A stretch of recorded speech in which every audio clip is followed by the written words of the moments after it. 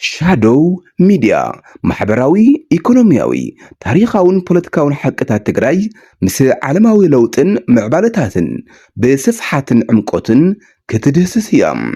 እቲ ዝተሸፈነ ክንኸፍቶም፣ እቲ ዝተዘንግዐ ክንዝክሮም፣ እቲ ዘይተመርመረ ክንምርምሮም፣ እቲ ሓቂ ድማ ሓቂ ስለ ዝኾነት ሓቂ ክንብሎ ኢና። ትኩስን ዝተረጋገፀን ዕለታዊ ዜና፣ ዓሚቕ ትንታነ፣ ምርመራ፣ ታሪኽን ሓቀኛ ትረኻታትን ኣብ ሻዶው ሚድያ ንህዝቢ ድምፂ፣ ንሓቂ መድረኽ፣ ንፍትሕ ድማ ቃል ኪዳን። ሻዶው ሚድያ፣ ሚድያ ሓቂ፣ ሚድያ ፍትሒ፣ ሚድያ ማዕርነት። ክቡራትን ክቡራንን ተኸታተልቲ ንሻዶው ሚድያ ተኸተሉ፣ ሳብስክራይብ ግበሩ፣ ላይክ ግበሩ፣ ንኻልኦት ድማ ኣብጽሑ። ሻዶው ሚድያ ድምፂ ሓቂ።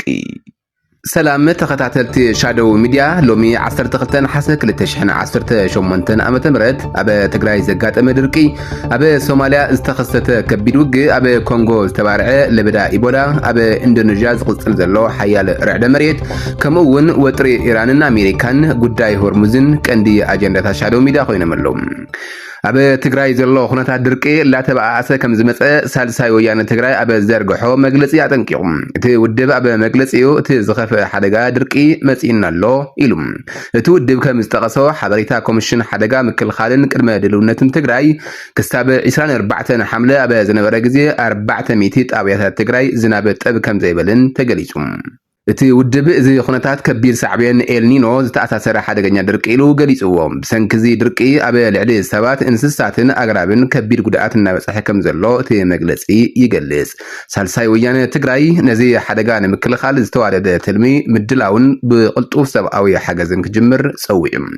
እቲ መግለፂ ድማ ድሕሪ ኩናት ዝተፈጠረ ኢኮኖምያዊ ውድቀት፣ ሸቕሊ ኣልቦነትን ምፍንቓል ህዝብን ነቲ ናይ ድርቂ ሓደጋ ዝያዳ ከቢድ ከም ዝገበሮ ኣብ መግለፂኡ ኣመልኪቱ። ብፍላይ ድማ ትካላት ሰብኣዊ ሓገዝ ህፁፅ ስጉምቲ ክወስዳን ሓቢረን ክሰርሓን ፀዊዑ። ብተወሳኺ ንኩሎም ደቂ ትግራይ ናይ ምትሕብባር ስራሕቲ ክጅምሩ ፃውዒት ኣቕሪቡ።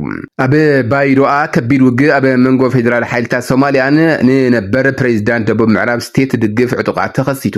ሮይተርስ ከም ዝሕብሮ ፌደራል ሓይልታት ድሕሪ ከቢድ ጎንፂ ንባይዶኣ መሊሶም ተቆፃፂሮምዋ። ብውሕዱ 10 ሰባት ከም ዝሞቱ ምስክራት ገሊፆም። መንግስቲ ድማ ኣስታት 30 ተቃወምቲ ተቐቲሎም ኢሉ። ባይዶኣ ብዙሕ ተመዛባሊ ዝነብሩላ ከተማ ብምዃና እቲ ሓድሽ ጎንፂ ንድሕነትን ሰብኣዊ ኩነታትን ተወሳኺ ስጋኣት ፈጢሩሎም።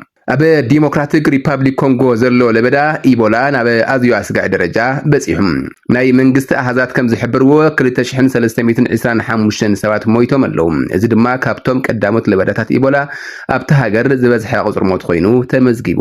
እቲ ለበዳ ኣብ ከባቢ ጥዕና ጥራሕ ዘይኮነስ ንስርዓት ሕክምና፣ ንንግድን ንማዕልታዊ ህይወትን ከቢድ ፅዕንቶ ላፈጠረ እዩ ተባሂሉ። ዓለም ለኸ ትካላት ጥዕና ድማ ፈጣን ምላሽ፣ ዝያዳ ናይ ሃብቲ ምትእኻብ ስራሕትን ከም ዘድሊ ይፅዋዓ። ኣብ ምብራቕ ኢንዶኔዥያ ዝተፈጠረ 7.7 ሬክተር ዝዓቐነ ርዕደ መሬት ከቢድ ጉድኣት ኣብፂሑ። ኣብ ሰሜናዊ ክፋል ደሴት ፍሎረስ ምብራቃዊ ኑሳ ተንጋራ 7.7 ሬክተር ስከል ዝዓቐኑ ሓያል ርዕደ መሬት ቅድሚ 4 መዓልታት ኣጋጢሙ ምንባሩ ዝከር እዩ። እቲ ርዕደ መሬት ብቐረባ ካብ ገፀ መሬት ኣብ ዕምቆት 10 ኪሎ ሜትሮ ስለ ዝነበረ ከቢድ ዕንወት ተስዒቡ።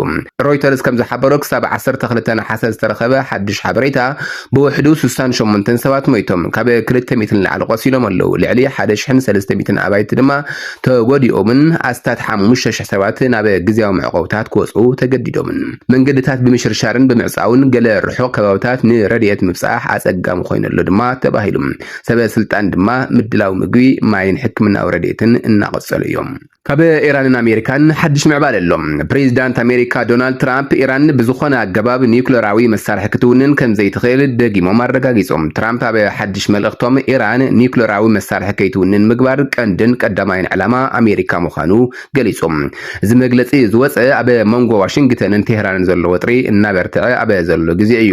بتوسخ أمريكا أبي إيران زلوا إقتصادية وسقط توسخ تدالو كم زلايوم رويترسن الجزيرة كم زقلتوا أمريكا أبي لعلي إيران كبي حد الشحن لعلي سواتن تكالتن قديمة مع قرب أوريد الله حدث سقوم تتقدم أبي نقدي ندادن فاينانسا مربعتن زيادة سقط كتفتر تخيل كم زلوا تحبيرهم زي وطري أبي متحلل في هرمز ونسلوا أحدير اللهم نقدي مراخب أزيك النسو إزي دما أبي عراقنا العالم سقات فتير الله تباهلو رويترس كم زحبرو دف ندادي أبي 10 حسن أبي 8.86 دولار برمين دايبهم إيران ندرب سقطي وتادراون إيكونوميون انتاي ملاش كتهبيا حتى خوين قصين لهم أبي تمساسال جزير ما ذات سلام أبي مونغو كلتي أموغانات أبي عنقفات وريق لهم سوسا مع التزقبرة مدب ذاتون بزي ربوح وصيد كان استود أشرتة البريس حبيرهم زي مالت دما وطري إيران أمريكان كابي نيوكليراو قداي حليفو ندادي نقد عالمن نزاتتا ما أخلاي مبراقن زسألو سفيح قطناو كلولاو ناخونه يخيد اللهم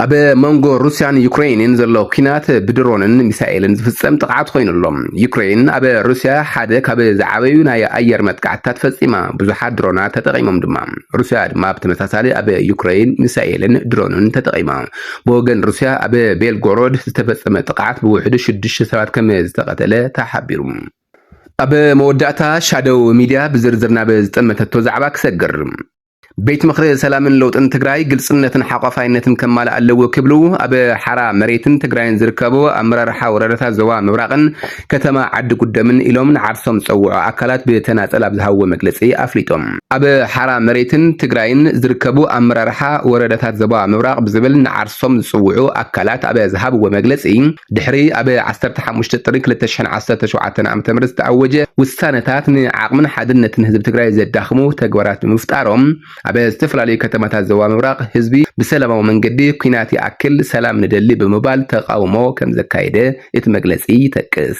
أبي العلزي تقاومات الدماء عتقات حيلتات تلاقيهم ناي حيل سجمت كم زوسدو مناعسي دليت لوتن كم استشفشفون كم زرعادون يتمجلسي يخصص يتمجلسي كم زحبرو قال كابتوم دليت لوت مناعسي نحرا مريت نعدي سببا ويد ما أبوش تقراي بمقراي من قصقاسهم كم زقسلو يجلس أبت مجلس عبينة خوينو زقربة قداي دما قداي قلصنت يوم توم مرر حكم زبلوات بيت مخري سلام اللوطن كبه مجمار تحيزو قلص مسرح ممراسن مو كالن كم زي تختله يخصون بفلاي أب حد وردان كتمان شوعات أبلا زلو بيت مخري اكوا انت تتعيشه وكلنا او فتحاون ميزاناون مقوار زخير قلص مسرح كم زي لا يقلصون بتمساسالي اتي كابا امرارحا من قصقات كتما عد قدام اب حرام مريت بزبل كم كتما عد قدام امرارحا توها بمجلس بجيدو اتي بيت مخري سلام لوطن اب متياشون افصاصمون زلو عبيت سجمات اتي صباح اب تግራይ اتينا كمص ندل لوط زعنقفن اب امرارحنا عبيت حتوتاتن قرتاتاتن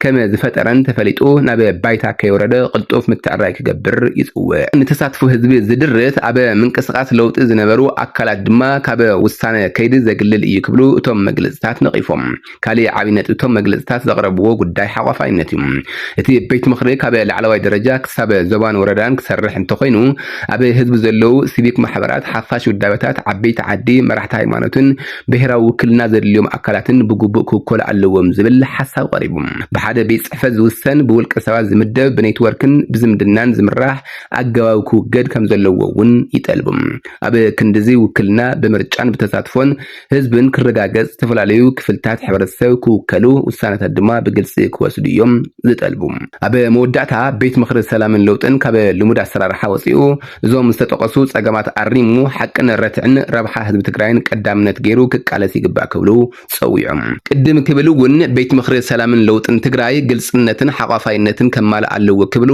አበ ሓራ መሬትን ትግራይን ዝርከቡ አመራርሓ ከተማ መቀለን ሸውዓትየን ክፍላተ ከተማን ዞባ ደቡብን ኢሎም ንዓርሶም ጽውዑ አካላት በተናጸል አበ ዝሃብዎ መግለጺ ተመሳሳለ ትሕዝቶ ዘለዎ መግለጺ አውጽኦም መንባሮም ዝዝከርዩም ኩበራንን ተኸታተልቲ ሻዶው ሚዲያ ናይዚ ዕለ ዜናታት ነቶም ክትከታተልዎም ጸናሕኩም ይመስሉ ነይሮም ቻነልና ሳብስክራይብ ላይክ ገበሩ ናብ ካልኦቱን አካፍሉ ዕለታዊ ዜናታት ሻዶው ሚዲያ ይከታተሉ ሻዶው ሚዲያ ድምጽ ሐቂ ልሳን ዝተዓፈኑ ሰላም